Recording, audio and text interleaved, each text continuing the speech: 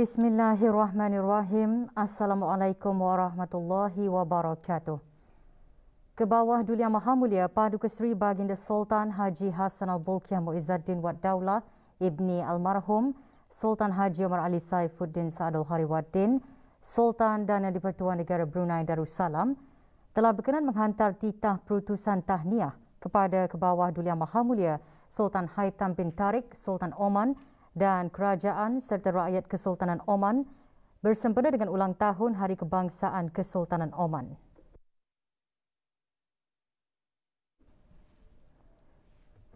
Pada menjunjung titah perintah ke bawah Duli Yang Maha Mulia Paduka Seri Baginda Sultan Haji Hassanal Bolkiah Muizzaddin Wad Daulah Ibni Almarhum Sultan Haji Omar Ali Saifuddin Saadul Hariwaddin, Sultan dan Yang di-Pertuan Negara Brunei Darussalam adalah dengan ini dimaklumkan bahawa ke bawah Duli Yang Maha Mulia Paduka Seri Baginda Sultan dan Yang di-Pertuan Negara Brunei Darussalam telah mengurniakan titah perkenan bagi Yang Mulia Awang Haji Muhammad Fakhri bin Haji Muhammad Taib, Pemangku Pengarah Protokol dan Hal Ehwal Konsular Kementerian Hal Ehwal Luar Negeri dilantik menjadi Timbalan Setiausaha Tetap Kementerian Hal Ehwal Luar Negeri.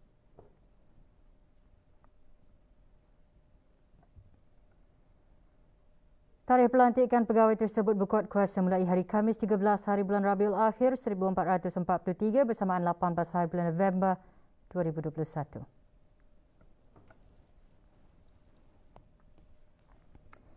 ...87 kes baru jangkitan COVID-19 disahkan kemarin yang membawa jumlah keseluruhan kes kepada 14,378 orang.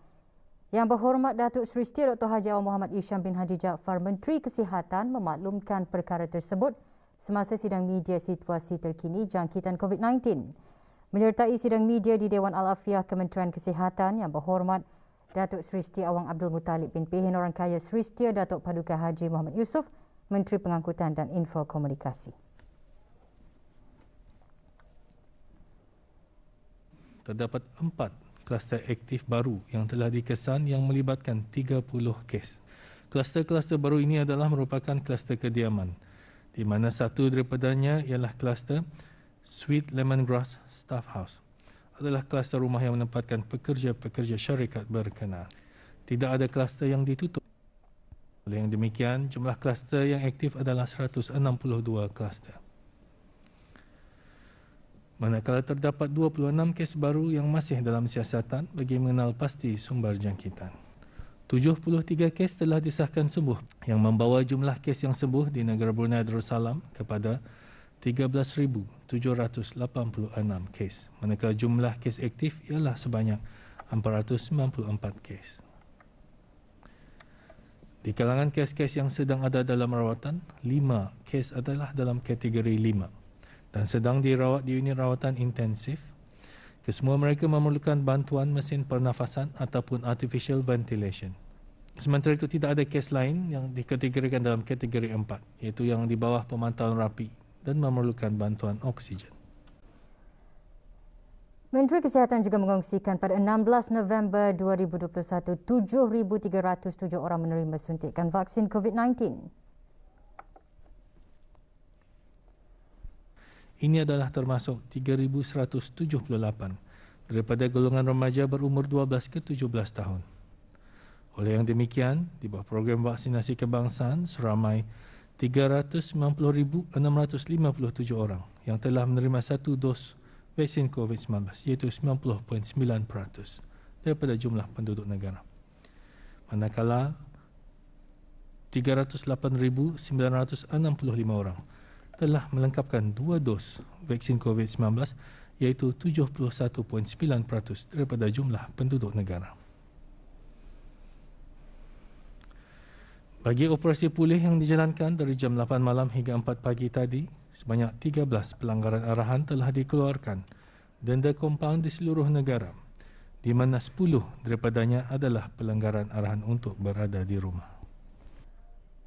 Pada sidang media yang sama, Yang berhormat Datuk Seri Setia Awang Abdul Muttalib bin Pehin Orang Kaya Seri Setia Datuk Paduka Haji Muhammad Yusof menjelaskan mengenai pelaksanaan garis panduan fasa peralihan bagi beberapa perkhidmatan sekolah memandu, pengangkutan awam darat dan pengangkutan awam air.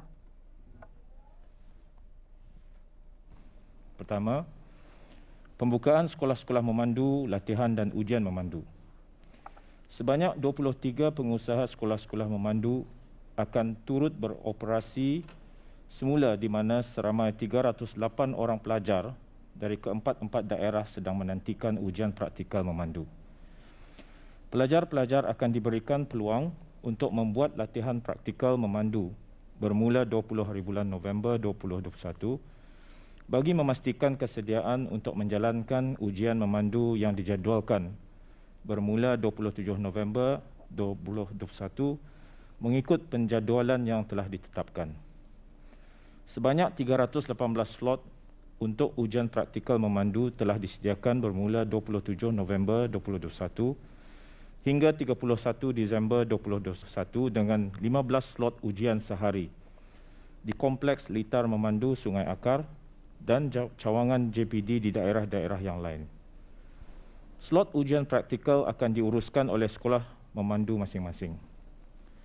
Sebagai langkah pengawalan semasa fasa peralihan ini, setiap pelatih, penguji dan pelajar adalah dimestikan untuk melengkapkan 2 dos vaksin COVID-19 dan menjalani ujian antigen rapid test ART seperti mana dalam garis panduan sekolah-sekolah memandu yang dikeluarkan pada 12 hari bulan November 2021 melalui laman sesawang www.jpm.gov.bn. Menteri Pengangkutan dan Infokomunikasi juga mengumumkan mengenai antara syarat-syarat utama bagi perkhidmatan pengangkutan awam darat melibatkan pengangkutan bas awam, teksi dan perkhidmatan e-hailing seperti DART dan pengangkutan awam air iaitu bot dan kapal penumpang dan penambang. Pemandu, petugas dan penumpang yang dibenarkan adalah mereka yang sudah melengkapkan 2 dos vaksin COVID-19. Kedua, had kapasiti bagi kenderaan bas awam, teksi dan e-hailing ditetapkan kepada 50% daripada kapasiti penumpang. Ini tidak termasuk pemandu.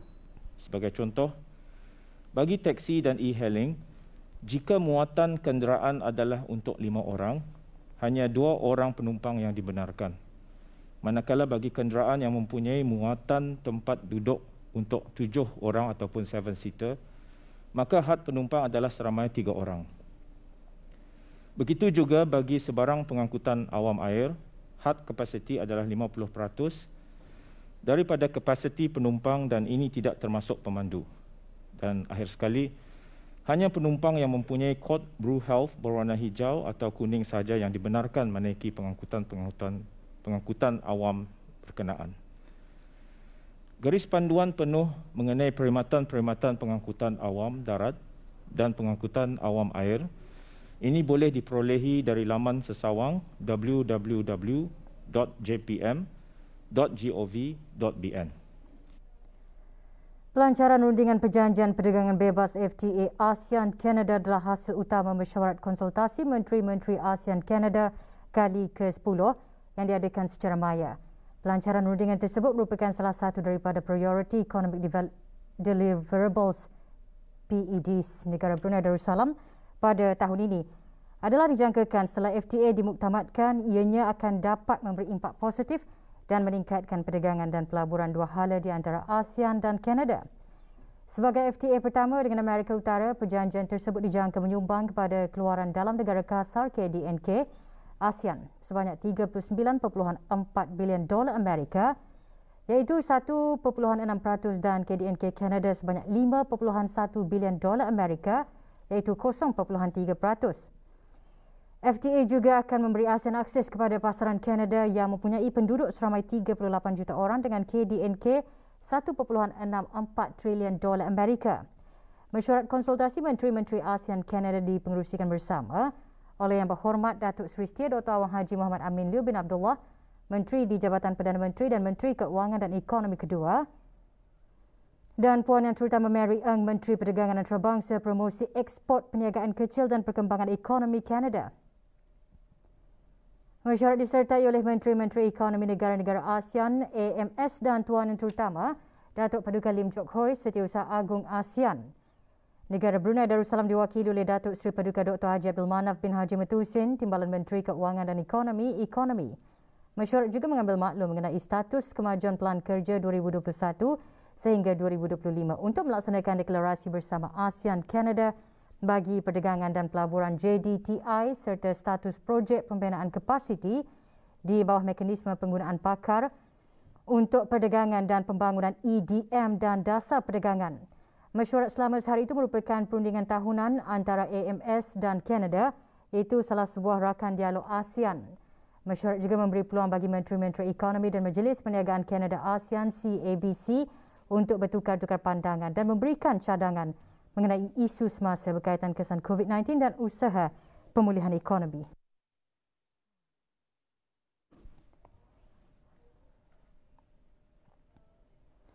Pihak berkuasa Pelabuhan dan Maritim Negara Brunei Darussalam MPABD dan Pusat Kargo Udara Antarabangsa Brunei BIACC memeterai perjanjian bagi penyewaan gudang kontena ICD yang terletak di Kuala Lurah dan Sungai Tujuh. Majlis penandatanganan berlangsung secara maya. Menandatangani bagi pihak BIACC Awang Haji Khairuddin bin Haji Abdul Hamid, Setiausaha Tetap Pelaburan Kementerian Keuangan dan Ekonomi, sementara MPABD diwakili oleh Kapten Abdul Matin Abdul Rahman Liu alias Martin, pemangku ketua eksekutif MPABD. Di bawah perjanjian tersebut, tempoh penyewaan selama 3 tahun antaranya adalah untuk mengurus operasi dan mengekalkan ICD sebagai gudang berlesen.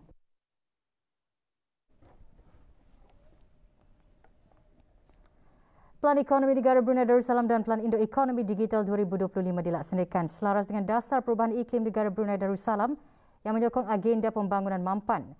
Perkara tersebut antara yang dikongsikan oleh Menteri di Jabatan Perdana Menteri dan Menteri Keuangan dan Ekonomi kedua semasa webinar mengenai perniagaan di Brunei secara maya. Yang berhormat Datuk Seri Setia Dr. Awang Haji Muhammad Amin Liu bin Abdullah juga menghargai inisiatif Pusat bagi Kemajuan Perdagangan Islam ICDT yang mengadakan webinar tersebut yang bertujuan mempromosikan negara ini sebagai sebuah destinasi yang boleh menarik pelaburan dan perniagaan. Webinar tersebut dianjurkan oleh ICDT dengan kerjasama Kementerian Keuangan dan Ekonomi dan dirasmikan bersama oleh Puan Yang Terutama Latifah Albu Abdullah, Ketua Pengarah ICDT dan Menteri di Jabatan Perdana Menteri dan Menteri Keuangan dan Ekonomi kedua. Yang berhormat juga mengongsikan beberapa rangka kerja dasar yang memupuk asas ekonomi yang kukuh dalam merealisasikan Wawasan Brunei 2035 dan usaha kepelbagaian ekonomi negara. Dengan memberi penekanan kepada hubungan perdagangan dan strategik, negara Brunei Darussalam telah mengukuhkan hubungan tersebut dengan negara-negara lain antaranya menerusi kelulusan Perjanjian Rakan Kongsi Ekonomi Komprehensif Serantau RCEP baru-baru ini. Bertindak sebagai perjanjian perdagangan bebas terbesar dunia, ia akan membuka peluang perdagangan dan pelaburan bagi negara ini dan negara rakan. Webinar ini juga menjadi wadah bagi negara-negara ahli Pertubuhan Kerjasama Islam OIC untuk mempromosi peluang perniagaan dan iklim pelaburan di negara masing-masing selain memaparkan pengalaman dan kejayaan sektor swasta dalam pasaran tempatan. Webinar tersebut mendengarkan pembentangan daripada perwakilan Kementerian Keuangan dan Ekonomi serta Lembaga Kemajuan Ekonomi Brunei BEDB mengenai rangka kerja peraturan perdagangan asing serta peluang perniagaan di negara ini. Webinar juga disertai Datuk Seri Paduka Dr. Haji Abdul Manaf bin Haji Metusen, Timbalan Menteri Keuangan dan Ekonomi.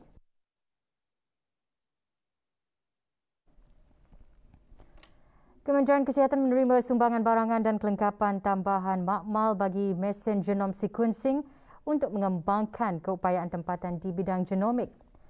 Sumbangan diserahkan oleh Awang Haji Sofian bin Muhammad Jani, pemangku pengarah urusan agensi pelaburan Brunei, kepada Awang Haji Maswadi bin Haji Mohsin, Setiausaha Tetap Kementerian Kesihatan. Sumbangan tersebut dihasrat dapat mengukuhkan keupayaan Kementerian Kesihatan dalam membendung pandemik COVID-19. Penyerahannya diadakan di Jabatan Perkhidmatan Makmal Bukit Bendera, daerah Tutong.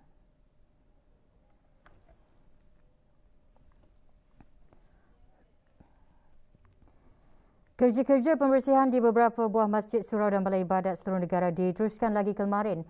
Kerja-kerja meliputi pembersihan luar dan dalam bangunan masjid, pensanitasian dan penyusunan tanda-tanda penjarakan saf. Ia adalah sebagai persediaan bagi pembukaan semula semua masjid, surau dan balai ibadat seluruh negara dalam fasa peralihan yang akan bermula esok.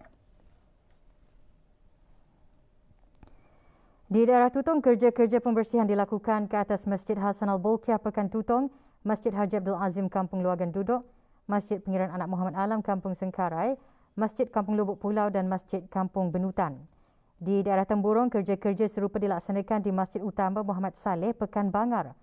Sementara itu, tempahan slot untuk menunaikan sembahyang fardu Jumaat melalui aplikasi BruHealth bermula kemarin.